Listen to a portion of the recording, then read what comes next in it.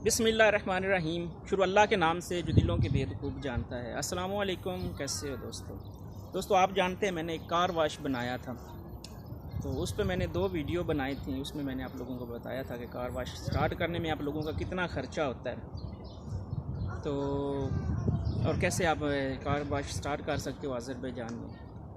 तो बहुत से दोस्तों ने ये पूछा था कि जी कार वाश से इनकम कितनी होती है। तो उसके मतलब मैंने आप लोगों से ये कहा था कि जब 1 महीना मुझे कंप्लीट हो जाएगा तो उसके बाद मैं आपको ये बताऊंगा कि मैंने इससे क्या पाया और क्या खोया। तो अनफॉर्चुनेटली मैं आप लोगों को ये बताना चाहता हूँ कि मैंने कार वाश छोड़ दिया है। और छोड़ने की रीज़न और कार वाश अगर आप अज़रबैजान में स्टार्ट करते हो तो उसके लिए आपने किन बातों को माइंड में रखना। और मुझे इस कार वाश में नुकसान होने की रीज़न भी बताऊंगा। और जब आप ये स्टार्ट करना चाहो तो उसके मतलब भी जो पॉइंट है वो जो आपने माइंड में रखने वो भी आप लोगों को बताऊंगा। पहली बात, मुझे नुकसान क्यों हुआ। नुकसान मुझे इसलिए हुआ कि मुझे कार वाश का एक्सपीरियंस नहीं था। ठीक है, एक बात आप लोगों ने माइंड में रखनी कि जो भी आप काम करते हो आपको उसका एक्सपीरियंस होना चाहिए। मुझे कार वाश का नहीं पता था, फर्स्ट मुझे इस वजह से इसका नुकसान हुआ। ठीक है, और दूसरी वजह ये थी, सारी रीज़न ही इसी से रिलेटेड है, क्योंकि अगर मुझे इस चीज़ का एक्सपीरियंस होता तो मैं हर चीज़ को देखता। अगर आप लोगों ने अज़रबैजान में कार वाश स्टार्ट करना है या किसी भी कंट्री में स्टार्ट करते हो तो आपने दुकान लेने से पहले 2-3 चीज़ें माइंड में रखनी होती हैं। एक तो ये कि जो आप ले रहे हो उसकी लोकेशन क्या है, और कोशिश करनी इसका मिनिमम किराया हो। फर्स्ट मंथ तो चल जाएगा, लेकिन सेकंड मंथ से आपको एक आइडिया हो जाएगा कि कितना किराया होना चाहिए। मिसाल के तौर पर अगर एक दुकान है, एक दुकान की इनकम 1200 मनात है तो उसका किराया 400 मनात होना चाहिए। ठीक है, कि 2% प्रॉफिट हो और 1% वो जो उसके रेंट पे लगे और 1% आपका जो है वो खर्चे वगैरह लग जाए, तो 1% आपको 3% जो है बचना चाहिए। यानी कि अगर 400 उसका किराया चला जाता है, 400 आपका किराया खर्चा हो जाता है, तो 400 मनात आपको बचना चाहिए। ठीक है, ये चीज़ आप लोगों ने माइंड में रखनी कि किसी भी दुकान की जो इनकम है वो उसके किराए से 2 गुना डबल होनी चाहिए। ठीक है, लेकिन जो मैंने कार वाश लिया वो हाफ थी, यानी कि उसका किराया 600 मनात था तो उसकी इनकम 1200 मनात थी। ठीक है, तो एक तो मुझे नुकसान होने की वजह ये बना कि मेरे उस दुकान का किराया ज़्यादा था, और क्योंकि इतना मुझे इसका आइडिया भी नहीं था।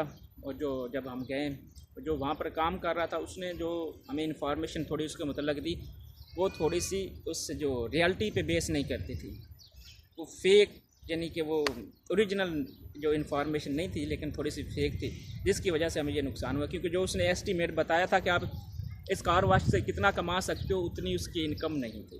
ठीक है, जो मैंने कार वाश पे जिस पे काम किया उसका जो इनकम थी तकरीबन 1 महीने में हम जो अर्न किया वो तकरीबन 1200 मनात था, लेकिन किराया उसका 600 मनात था। इसका किराया 400 मनात होना चाहिए था, तब मुझे कुछ बच सकता था। सेकंड चीज़ जिस वजह ने मुझे मेन इस काम में नुकसान किया, अदरवाइज़ मेरा नुकसान ना होता, बराबर काम चला जाता, वो था जी ये कार वाश बहुत पुराना था, और जो वहाँ पर मशीनरी थी वो बहुत पुरानी थी। वो 2 दफ़ा तो ख़राब हो गई। जब वो ख़राब हुई, यहाँ पर ये है कि जो मालिक है उसने जो आपको मशीनरी दी होती, जैसी उसने दी होती उसने वैसी लेनी है। अगर उसने जब उसको दी है वो चलती है तो उसने आपको चलती ही या वो अपना जो है मशीन वापस करनी है। तो वो मैंने तकरीबन कुछ दिन यूज़ किया, और वो जो शैम्पू वाली मशीन है वो ख़राब हो गई, उसको ठीक करवाया, उस पर पैसे चले गए, वो दिन भी ज़ाया हो गया। ठीक है, अगर पैसे उस पर 50 मनात लगा तो 50 मनात का दिन भी ज़ाया हुआ, 100 मनात वो चला गया। इसके अलावा कुछ दिन बाद जो पानी वाली मशीन थी वो भी पुरानी थी, उसको ठीक करवाया। उसको ठीक करवाने पे जो हमारा लगा तकरीबन 150 मनात, लेकिन अगर और थोड़ी सी ख़राब हो जाती तो उसका 450 मनात उस पर ख़र्चा आना था। तो वो दिन भी ज़ाया हुआ और मशीन भी ठीक करवाई, तकरीबन 2 दिन उस पर लग गए। आप हिसाब लगाएं, 150 मनात उसको देते हो, 100 मनात का आपको नुकसान, तो 250 मनात का वो नुकसान हो गया। यानी कि आपने जब भी कार वाश लेना है उसका किराया मिनिमम होना चाहिए। सेकंड चीज़, उसमें जो मशीनरी होती है उसको किसी से चेक करवा लें कि ये जी कितना सर्वाइव कर सकती है, कितना चलती है, पुरानी नहीं होनी चाहिए, नई होनी चाहिए। तो ये कार वाश स्टार्ट करें। कार वाश का काम अगर आप खुद करते हो तो इसमें नुकसान नहीं होता, यानी कि ये ऐसा काम है इसमें नुकसान नहीं है। लेकिन मैं वायद बंदा जिसका इसमें भी नुकसान हुआ है। उसकी वजह ये कि मुझे खुद इतना, यानी कि मैं काम पे नहीं जाता था, हसीब भाई होते थे, तो उसने अपना सर्वाइवल तो चलना था उसका। तो इस वजह से अगर हसीब भाई ना काम कर रहे तो मैं खुद काम कर रहा होता, तो जो मैंने वो थोड़े थोड़े पैसे उधर गए जो हमने काम करने वालों को मैंने दिए, तो मेरा वो नुकसान ना होता। कहने का मतलब ये है सर, अज़रबैजान में कार वाश का काम अच्छा है। यहाँ पर जहाँ अभी हसीब भाई काम कर रहे हैं वहाँ पर वो काम करके वो अच्छे पैसे कमा रहे हैं। एक और पाकिस्तानी दोस्त है वो भी उसके साथ काम कर रहे हैं। कोई भी काम एक महीने में नहीं चलता, उसके लिए टाइम चाहिए होता है। शायद वो कार वाश मैं ना छोड़ता, छोड़ने की मेन रीज़न यही थी कि मैंने मालिक से बोला कि आप इसकी जो मशीनरी है वो मुझे चेंज कर दें। वो चेंज करने को तैयार नहीं था, किराया काम करने को तैयार था, लेकिन वो मशीनरी चेंज करने को तैयार नहीं था, तो जिसकी वजह से मैंने वो कार वाश छोड़ दिया।